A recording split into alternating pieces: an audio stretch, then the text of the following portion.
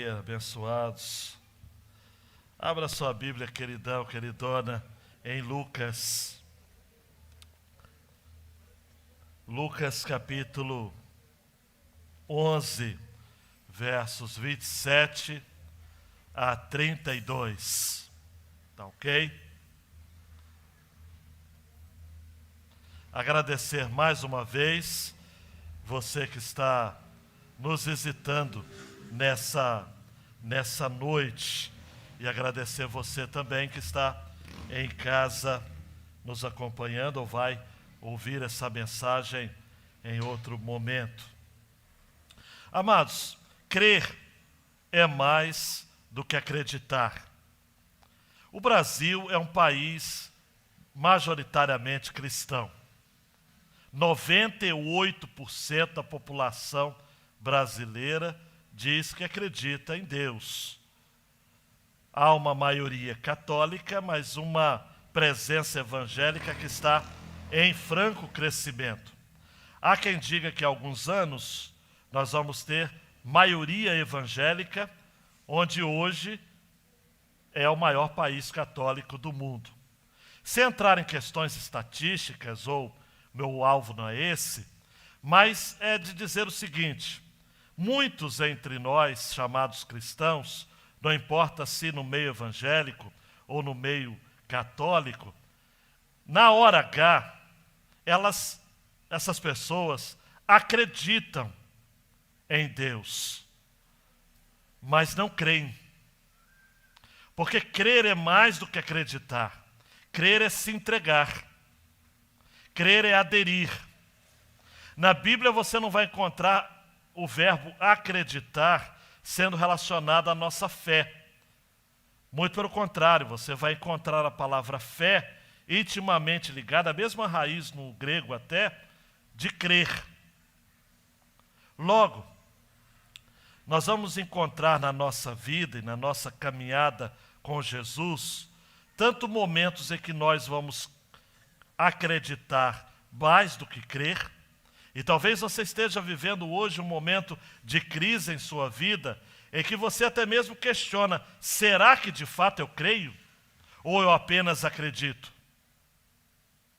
Será que se houver qualquer situação de diferença em relação à liberdade, por exemplo, no contexto que eu estiver vivendo, eu vou continuar crendo?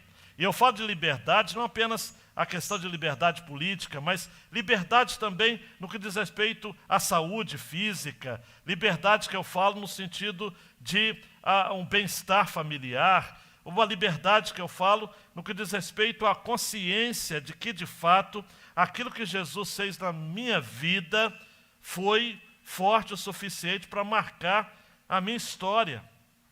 O Brasil, amados, é o país dos desviados.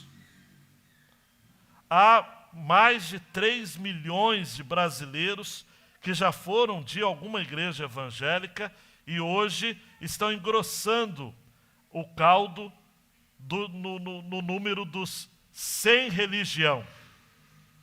A pesquisa do Ibope, algum tempo atrás, identificou, Regina, que a religião que mais cresce no Brasil são os sem religião. E o sem religião, Valéria, não é aquele que não crê em nada, porque 98% da população crê em Deus. O sem religião é o que está decepcionado com a igreja, com a fé, com as pessoas, com os líderes. Ou frustrado porque esperou muito um milagre que não aconteceu. Foi prometido o milagre e colocaram na conta de Deus. Deus não fez. Então, nessa caminhada de Jesus para Jerusalém, e nesse diário de viagem, do capítulo 9 até o capítulo 19, nós temos visto em algumas passagens dessa viagem, alguns embates de Jesus com as autoridades religiosas do seu tempo. Hoje eu vou estar entrando um pouquinho nesse ponto, mas domingo que vem, querendo Deus, a luta continua no sentido de essa luta vai se acirrar. E vai chegar até um determinado momento nessa carta, no Evangelho, nesse diário de viagem, é que Jesus vai usar termos até muito duros, nada politicamente corretos. Jesus vai jogar pesado com os escribas, os fariseus, os religiosos do seu tempo. Mas hoje, o que nós vamos ver aqui é de uma admiração que uma mulher anônima, Juliana, uma mulher de repente aparece no meio da multidão, seguindo a Jesus, e faz uma declaração assim, incrível, de uma admiração, não de fé, mas de admiração. E Jesus fala algo com ela. E nós vamos estar vendo aqui o que Jesus falou. E depois, ato contínuo, nós vamos estar vendo Jesus revelando, mostrando àqueles que estavam ao seu alcance, que aguardavam um sinal. Você que acompanhou a mensagem domingo passado, viu, por exemplo, no versículo 16 do capítulo 11 de Lucas, e outros tentando pediam dele um sinal vindo do céu. Eram pessoas, amadas e amados, que eu julgo que fosse um número bastante significativo, que queriam ver para crer. Conhece essa história? Qual sinal? Manda um sinal. E sinal no original grego é milagre. Manda um sinal. Manda um milagre. Manda um milagre. Eu achei muito interessante um programa de viagens que eu gosto de assistir, num canal de TV, e aí uma pessoa estava, não vou me lembrar agora, uma catedral lindíssima, no Canadá, se eu não me engano, e aí houve uma pessoa, turistas ali, e aí perguntaram ao casal, e aí, vocês acham esse cenário lindíssimo? Claro, a gente vem aqui visitar essa catedral. E aí o jornalista perguntou ao apresentador do programa, vocês creem em milagres? Foi interessante que a mulher logo falou, claro que eu creio em milagres, claro. O homem parou, pensou e disse o seguinte, nós cremos, mas nós não dependemos dele.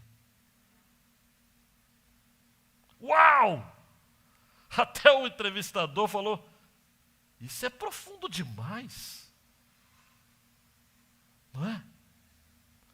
Lutero chegou a dizer alguma coisa de que nós devemos crer em Deus, mesmo que não apareça milagres nenhum. Mesmo que um anjo do céu, tem uma declaração dele nesse sentido, mesmo que um anjo do céu venha e faça um milagre, isso não vai mudar em nada a minha fé. Se vir um milagre é bom, não é, gente? Amém, aleluia, amém? A gente ora. E a Bíblia fala que a gente tem que pedir. Pedir milagre, amados, é com a gente mesmo. Agora, ele não tem que provar que é Deus porque manda um milagre para a gente, cara pálida. Não precisa. Ele é Deus. E sempre vai ser Deus. E Jesus, então, só para cantar pedra, diz assim, eu não vou mandar sinal nenhum. Eu sou o sinal. Porque eu sou maior do que Jonas e eu sou maior do que Salomão. Só Jesus poderia dizer isso, né? Vai ter fé assim, lá na Galileia. Vamos ao texto. Lucas 11, 27 a 32. Aconteceu que ao dizer Jesus estas palavras, uma mulher que estava no meio da multidão, disse a ele, erguendo a voz, bem-aventurado o ventre que concebeu você e os seios que o amamentaram. Uma admiração incrível, né? Jesus, porém, respondeu, pelo contrário, mais bem-aventurados são os que ouvem a palavra de Deus e aguardam. Visto que aumentavam as multidões em volta dele, Jesus começou a dizer, esta é uma geração perversa. Pede sinal, mas nenhum sinal lhe será dado, senão o de Jonas. Porque assim como Jonas foi sinal para os ninivitas, o Filho do Homem o será para esta geração. A rainha do sul se levantará no juízo com os homens dessa geração e os condenará, porque veio dos confins da terra para ouvir a sabedoria de Salomão. Ninivitas se levantarão no juízo com esta geração e a condenarão, porque se arrependeram com a pregação de Jonas. E aqui está quem é maior do que Jonas. Deus, capture as nossas atenções, livra-nos de distrações, de movimentações desnecessárias. Ajude na equalização do som, do ambiente, do clima, que em tudo tenhamos realmente foco no Senhor e na sua palavra. Repreenda, meu Deus, todo e qualquer espírito de divagação, de confusão no nosso meio e traga clareza da sua palavra, no nome de Jesus. Amém e amém. Na porção anterior, amados, Jesus fala, e você pode passar os olhos aí, de que quando alguém está possuído de um espírito imundo e é liberto, esse espírito anda por lugares sem água, áridos, procurando repouso, e quando não acha, ele diz, eu vou voltar para casa. Qual é a casa? É um coração humano. Então, coração humano que é libertado de Satanás e dos demônios, mas que não chama Jesus para possuir a casa, para habitar na casa, é casa desocupada. E casa desocupada é coração que pode ser ou de Jesus, ou na maioria das vezes, do diabo e de seus demônios. Por isso Jesus diz que quando esse espírito imundo encontra a casa, o coração varrido, arrumado, leva consigo ou traz consigo outros 7 espíritos piores do que ele, e o último estado se torna pior do que o primeiro. Na verdade, queridão e queridona, Jesus está falando aqui de sinais. Jesus está falando aqui de que muitas vezes nós estamos admirados em relação à mensagem dele, admirados em relação aos feitos dele, mas essa admiração no horizontal nem sempre traz para nós a adoração vertical. Paul Tripp, num dos seus livros, ele fala nessa linha, ele fala assim, olha, tão verdadeiro quanto um sinal de trânsito, assim são todas as coisas inspiradoras de admiração no universo. E ele vai falando de coisas no universo, na criação, que nos deixam de queixo caído, joelhos trêmulos, reduzidos ao silêncio. Só que o sinal não é o que você está procurando. O sinal aponta para o que você está procurando. Assim, você não pode parar no sinal, porque o sinal é como uma placa de trânsito. Ele apenas aponta para uma realidade que está para além dele. As coisas impressionantes que nós temos visto, amados, no mundo, na criação, no universo, não são para serem adoradas. Nós podemos nos admirar delas, mas a admiração do nosso coração jamais vai encontrar repouso nas coisas que vemos deste mundo. Porque se as coisas, e essa fala é do Paul Tripp, impressionantes da criação, se tornarem o seu Deus, o Deus que criou todas elas, não terá a sua admiração. Esse é o ponto que eu vejo e interpreto esse texto. Por isso, João Marcos, A grande ideia desse texto vai nessa direção aí que o João está colocando em tela. Ter fé é receber de Deus o dom para crer que Jesus é o nosso Redentor. Jesus não é aquele apenas que nos garante uma vida melhor. Jesus não é aquele apenas que todas as coisas criadas foram feitas por Ele e para Ele, e nada do que foi criado seria feito se não fosse por Ele, como diz a palavra. Eu era criança, amados, e eu sempre ficava preocupado quando cantávamos aquele hino do cantor cristão, chamando a criação de Deus de vãos terrestres esplendores. E eu ficava imaginando, mas tem tantas coisas bonitas no mundo, né? Admiráveis no mundo. Por que o autor sacro colocou que tudo que a gente vê no mundo da criação são vãos terrestres esplendores?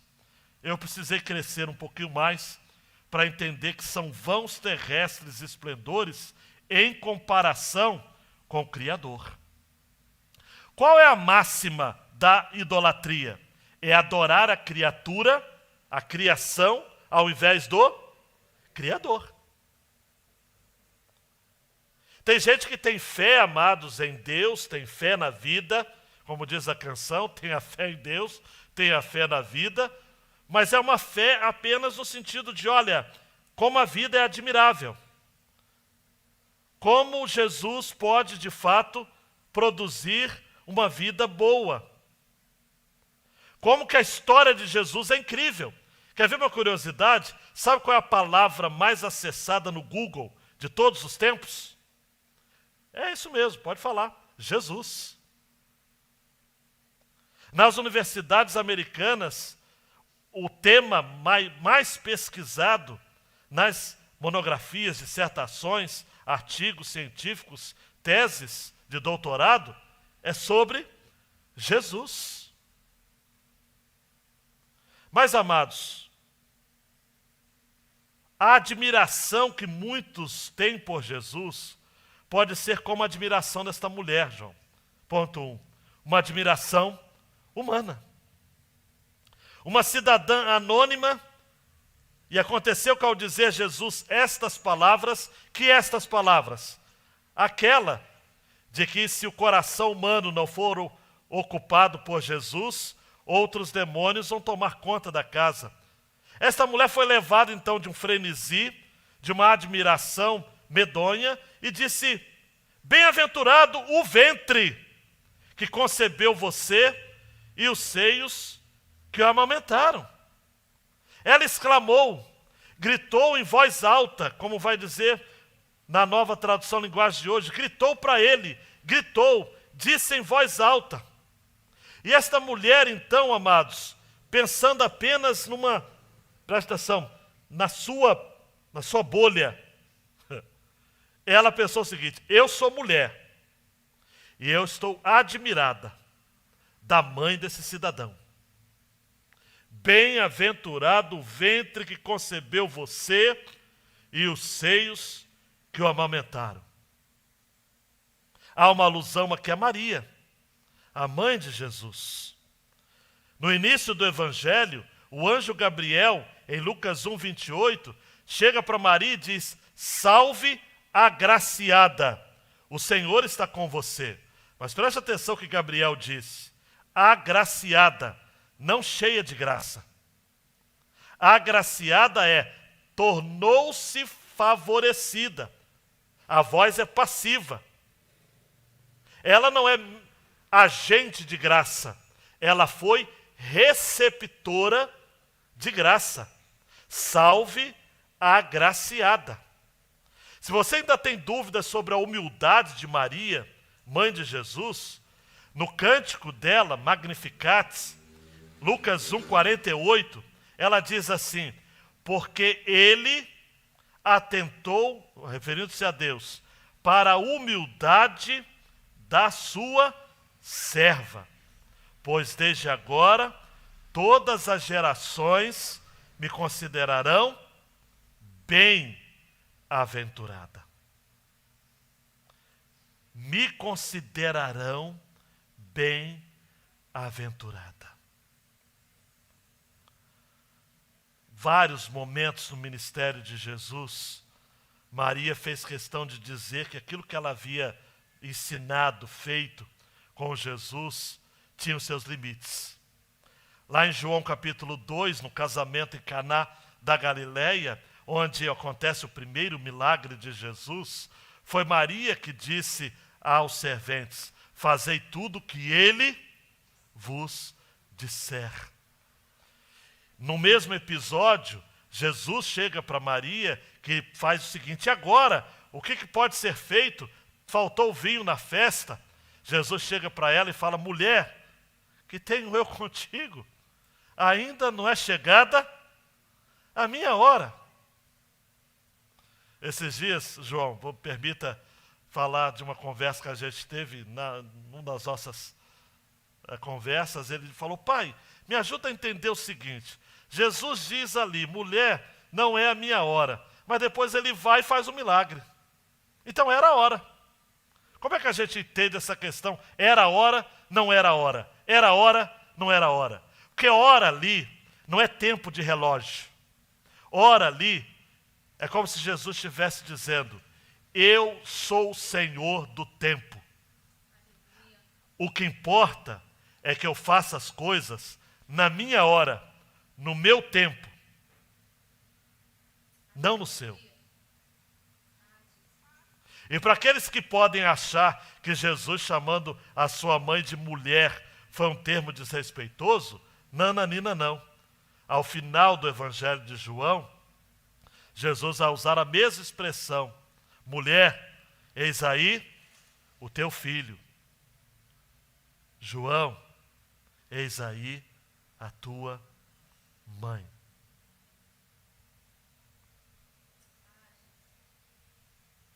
Jesus responde àquela mulher que fez um louvor a Maria, admirada pelo ventre que carregou, pelos seios que amamentaram Jesus. E Jesus responde com uma repreensão leve. Você está comigo? Repreensão leve.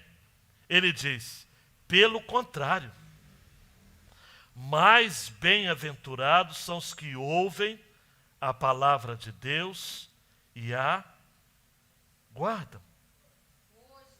Jesus não a reprova, queridão e queridona. Ela estava certa. Isabel, a prima de Maria, recebendo a visita de Maria, chamou Maria de bem-aventurada entre as mulheres. Jesus aproveitou o momento para enfatizar aqui que não basta conhecer a verdade. A verdadeira bem-aventurança não é ter uma admiração por Maria, mas é ouvir a verdade que Jesus ensinou e praticá-la. Bem-aventurados são os que ouvem a palavra de Deus e a guardam. Se você folhear a sua Bíblia algumas páginas atrás, no capítulo 8, ainda de Lucas, no versículo 19 a 21, você vai ver a mãe e os irmãos de Jesus chegar até onde ele estava, mas não podiam aproximar-se por causa da multidão. E lhe comunicaram: a sua mãe e os seus irmãos estão lá fora e querem vê-lo.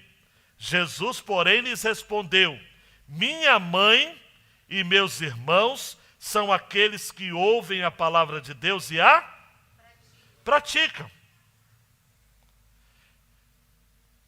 Maria, por mais excelente que seja, por mais bem-aventurada que seja, por mais nobre que tenha sido o seu ventre, por mais maviosos tenham sido os seios que amamentaram o Filho de Deus, não é a ela que nós devemos a nossa fé. Porque Jesus disse: bem-aventurados são os que ouvem a palavra de Deus e aguardam. E minha mãe e meus irmãos são os que ouvem a palavra de Deus e a praticam. J.C. Ryle, o grande bispo inglês do passado, diz que é mais bem-aventurado ser um crente no Senhor Jesus do que ter sido um dos familiares de Jesus, segundo a carne. Foi maior honra para Maria, se segura na cadeira aí, hein? Foi maior honra para Maria ter Jesus habitando em seu coração pela fé do que ter sido a mãe de Jesus e tê-lo amamentado em seu seio. Por isso que Maria, no seu cântico, lá em Lucas, no capítulo 1, vai dizer o seguinte: a minha alma engrandece ao Senhor, e o meu espírito se alegra em Deus, meu Salvador.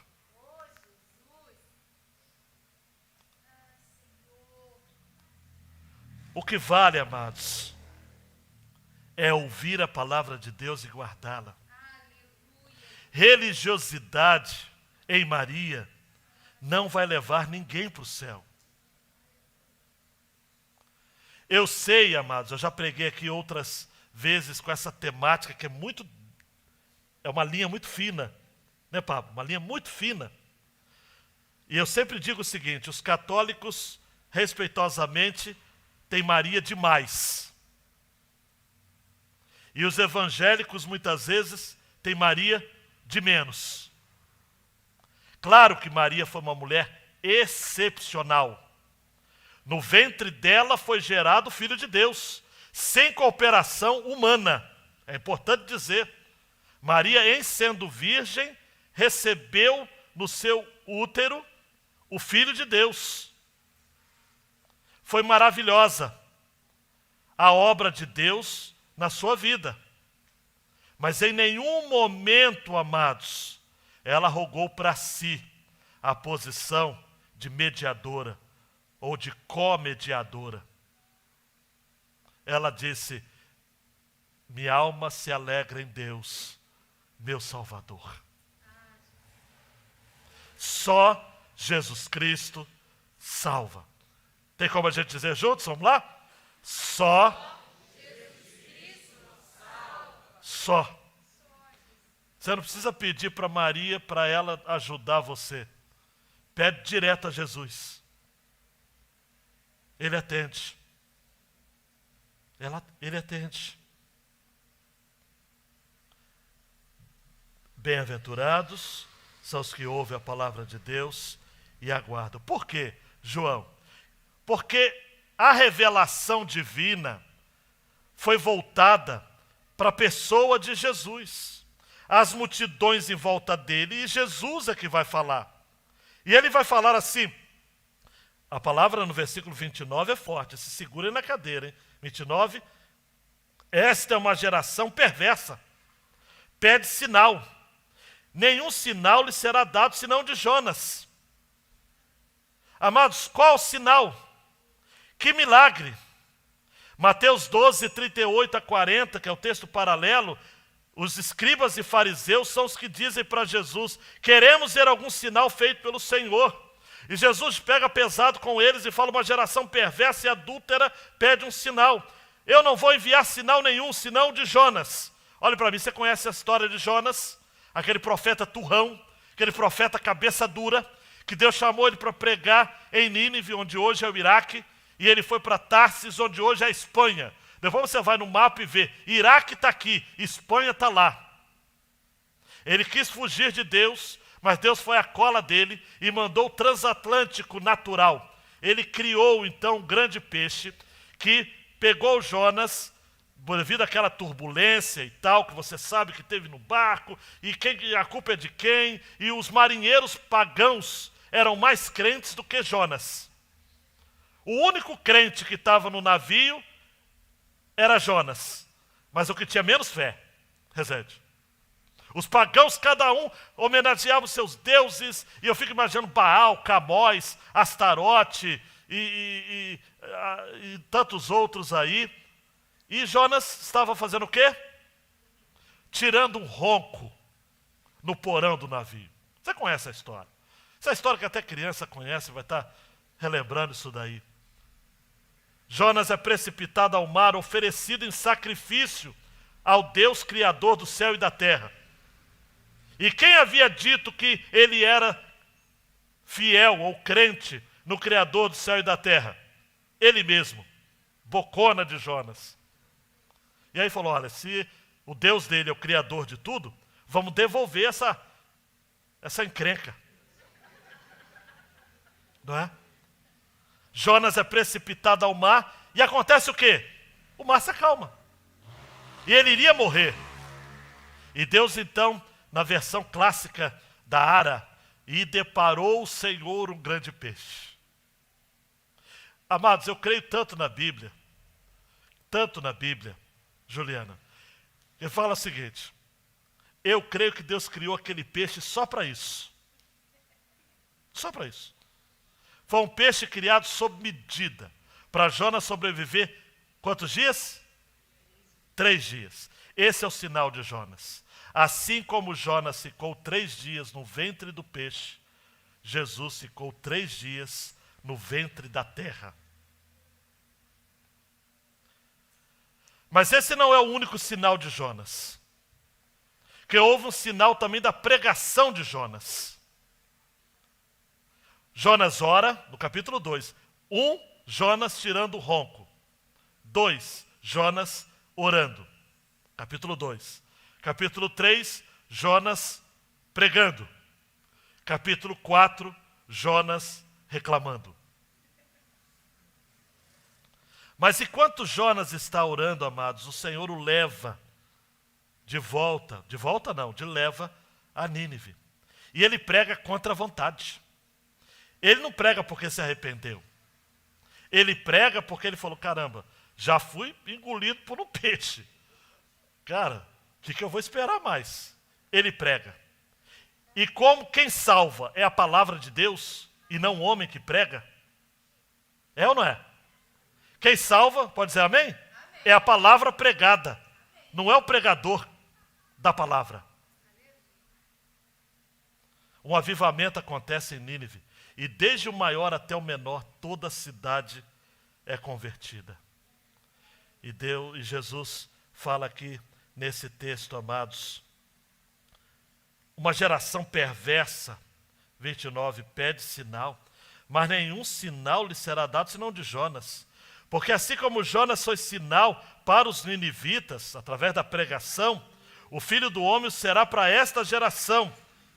E aí no versículo 32, ninivitas se levantarão no juízo, se segurem na cadeira, hein? No juízo, no dia final, ninivitas se levantarão com esta geração e a condenarão, porque se arrependeram com a pregação de Jonas. E Jesus diz, e aqui está quem é maior do que Jonas. Os ninivitas creram na palavra de um profeta cabeça dura. E agora o próprio Filho de Deus está pregando aquela geração e aquela geração ficou pedindo sinal. Amados, qualquer semelhança com os nossos dias não é mera coincidência. A palavra de Deus tem sido pregada aos 4 cantos desse Brasil, amados. Leste, oeste, sul, norte. E mesmo assim há pessoas caminhando a passos largos para o inferno porque não creem. Não creem. Eu não sei quanto a você, mas eu já tive experiência de compartilhar do Evangelho, a pessoa olhar para mim e falar, é legal, mas eu não quero. A gente fica arrepiado, amados. Ou pessoas que ouvem, fazem cara de paisagem, passam alguns tempos conosco. Amados, se a gente fosse calcular, eu falei de 3 milhões de desviados, dessa parcela tem um pouco daqui também. Gente que ouve a palavra, gente que cantou aqui, gente que pregou aqui, gente que entregou seu dízimo, gente que batizou seus filhos, gente que pregou, gente que cooperou nessa obra aqui, e que hoje, amados, está servindo a Satanás. Passa num bar, o cara entrega cachaça. Envolvido em prostituição e adultério. Você olha assim, você fala, eu não acredito. Mas não creem. Jesus é maior do que Jonas. E Jesus tem pregado. E tem gente aqui que é pior do que Ninivita, porque o Ninivita se converteu. E eles vão se levantar no último dia em juízo, dizendo o seguinte: olha, nós éramos perversos. Vai na história geral, estuda quem são os ninivitas. Saddam Hussein foi o melhor deles. Mas eles se converteram com a pregação. No original, tanto faz. Está aqui quem é maior do que Jonas, ou está aqui o que é maior do que Jonas. Porque o pronome aqui está no neutro no original. Então, pode ser quem ou o que. Se for quem, Jesus está dizendo que ele, como pessoa, é maior do que Jonas. Se for o que, ele está dizendo que a sua pregação do reino é maior do que a pregação de Jonas. Tem gente que é cabeça dura, né, gente? E aí Jesus fala de um outro sinal. Versículo 31. A rainha do sul se levantará no juízo. É tanta gente para se levantar no juízo que eu acho melhor você crer, hein? Entendeu? Se eu fosse você, se você não quer ser crente por fé, seja pelo menos por inteligência e por bom juízo. A rainha do sul se levantará no juízo com os homens dessa geração e os condenará, porque veio dos confins da terra para ouvir a sabedoria de Salomão. E aqui está quem ou o que é maior do que Salomão. Nós não vamos ler o texto todo, mas vá lá em 1 Reis 10 depois. Você vai ver que a sabedoria de Salomão era tão grande, que uma rainha lá de Sabá, aqui está a rainha do sul, que onde hoje é a Etiópia, ouviu falar da fama de Jesus. Ouviu falar. Repita comigo, ouviu falar. De Salomão, não de Jesus não, de Salomão. Ouviu falar e foi lá. Fez perguntas difíceis. Chegou com camelo, especiaria, ouro, pedras preciosas e tal e tal. Quando a rainha de Sabá viu toda a sabedoria de Salomão, o palácio, a comida, todo aquele cortejo, ela diz: olha, é verdade que eu ouvi na minha terra a respeito de você e a respeito da sabedoria, da sua sabedoria.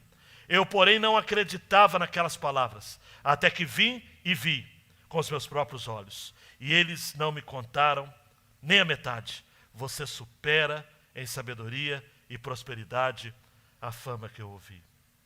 Jesus aqui, ao evocar essa história, ele está dizendo o seguinte: a rainha de Sabá saiu lá do sul, do Oriente, só porque ouviu falar da sabedoria de Salomão. Foi lá e conferiu em loco, pessoalmente, e ainda admitiu que de fato era verdade, porque ela veio e viu. Esta geração aqui vai ser condenada, porque aqui está quem é muito mais sábio do que Salomão. Aqui está aquele cuja palavra, cuja mensagem do reino é muito mais excelente do que qualquer conselho salomônico. Mas tem gente aqui que não crê. Não crê. Amados e amadas, para você sair do lugar que você está, da sua Sabá, para ir para ver a sabedoria de Jesus, o nosso super excelente Salomão, você precisa tomar uma atitude. E tem gente aqui que não está disposto a tomar uma atitude em prol de Jesus. Tem gente aqui que está, amados, ainda meditando nessas máximas. Está aqui quem é maior do que Salomão, maior do que Jonas, mas ainda não toma uma decisão. Essas duas figuras usadas por Jesus abrangiam os não-judeus. Tanto os ninivitas quanto a rainha de Sabá. E os judeus que estavam ali ouvindo Jesus, aqueles que haviam visto os milagres de Jesus, aqueles que estavam, me perdoe a expressão, comendo e bebendo às custas de Jesus, não creram. Por isso que eu evoco aquilo que está em João 11, 1. Veio para o que era seu, mas os seus não receberam. Por isso que mais tarde, Jesus, no alto, em se aproximando de Jerusalém, ele vai dizer, chorando, Jerusalém, Jerusalém, você mata os profetas e apedreja os que lhes são enviados. Quantas vezes eu quis reunir os teus filhos, como a galinha junta os do seu próprio ninho, debaixo das asas, mas vocês não quiseram. Olhe para mim, a questão, amados, ninguém vai para o inferno porque não pode crer. Todos que vão para o inferno é porque não querem crer. Vocês não quiseram. Não quiseram. Durante todo o ministério de Jesus, amados, e durante toda essa era da graça, que vai ser até a segunda vinda, se segura aí. Chegando a segunda vinda de Jesus, não tem repescagem, não tem segunda chamada. Jesus disse, em João 12, 35, ainda um pouco a luz está com vocês. Andem enquanto vocês têm a luz, para que não sejam surpreendidos pelas trevas. E quem anda nas trevas não sabe para onde vai. Esse é o momento de crer, amados. Esse é o tempo de crer em Jesus. Esse é o tempo. Nós não vamos ter outro tempo, amados. Nós não vamos ter outras oportunidades. Duas aplicações muito diretas ao seu coração. Primeira, João. Jesus não quer a sua admiração apenas. Ah, bem-aventurado o ventre, os seios que te amamentaram, o ventre que te acolheu. Não. Admiração por Maria. Jesus não quer a sua admiração pela mãe que ele teve. Uma mãe extraordinária, diga-se de passagem. Mas Jesus não quer esse tipo de admiração. Ele quer a sua adoração a ele. Ele quer que você diga para Jesus o seguinte, Jesus, eu te adoro, eu te quero, seja o Senhor da minha vida. Há uma diferença entre clamor apaixonado e entrega irrestrita. Jesus disse em João 14, 23, se alguém me ama, guardará minha palavra, e o meu Pai o amará, e viremos para ele e faremos nele morada. Jesus. Só ele. Maria fez a parte dela. Os irmãos de Jesus, alguns deles que nós temos certeza, como Tiago e Judas, fizeram a parte deles. Paulo fez a parte dele. Os discípulos, excetuando Judas, Iscariotes, fizeram cada um a parte deles. Agora cabe nós. Você lá de cima, você aqui embaixo. Você já fez a sua parte? Você já confessou Jesus como seu único e suficiente Salvador? Eu estou falando de Jesus. Não é a igreja de Jesus. Não é a mãe de Jesus. É Jesus. João 14, 6. Eu sou o caminho, a verdade e a vida. Ninguém vem ao Pai senão por mim. É Jesus, amados.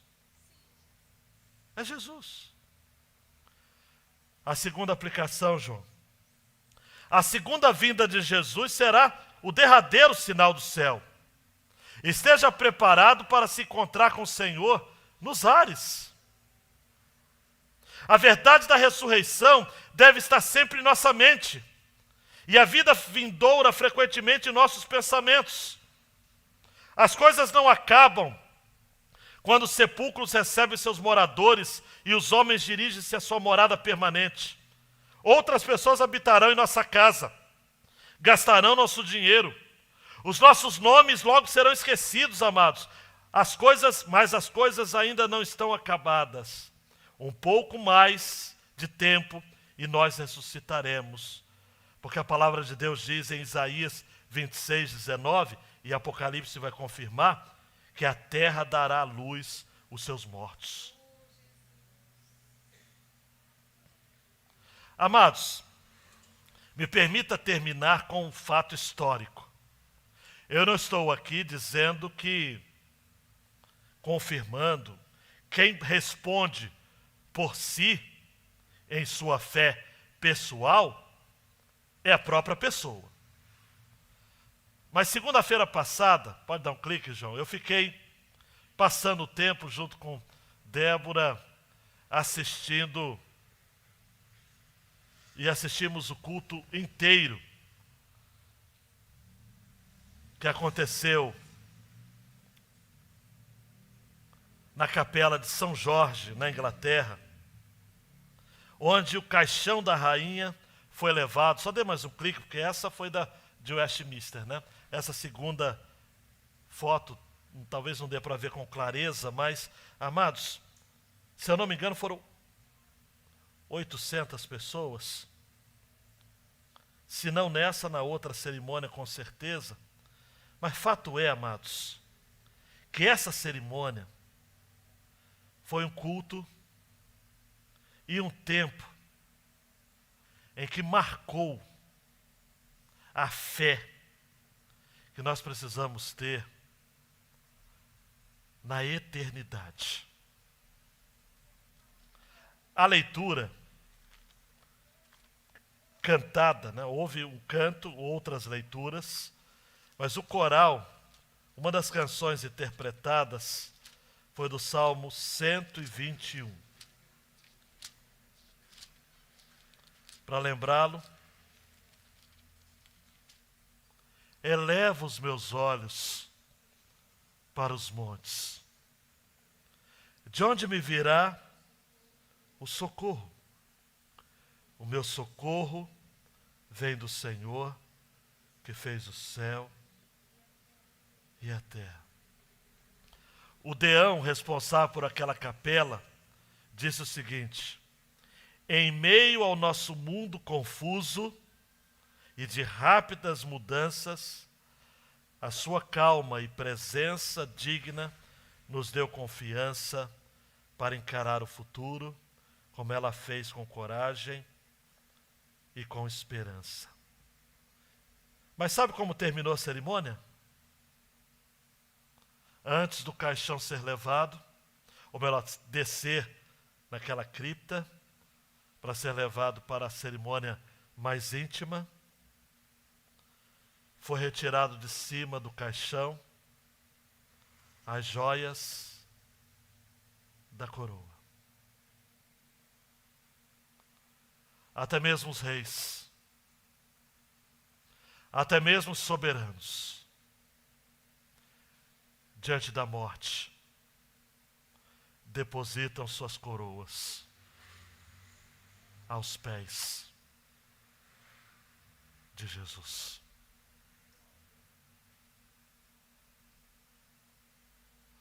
Pode ser um rei com poder nas mãos, pode ser o homem e a mulher mais poderosos. Na cerimônia antes, em Westminster, um dos reverendos disse o seguinte: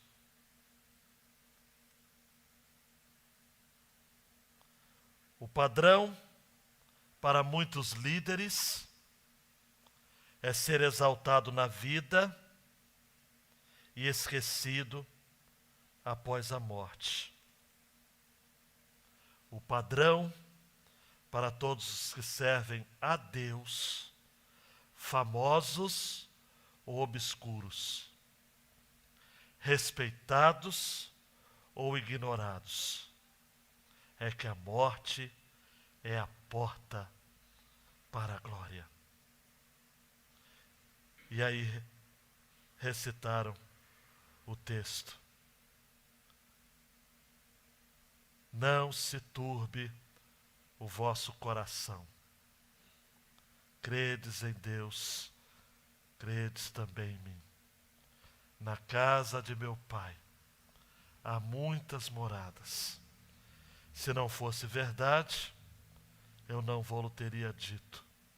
Vou preparar-vos lugar.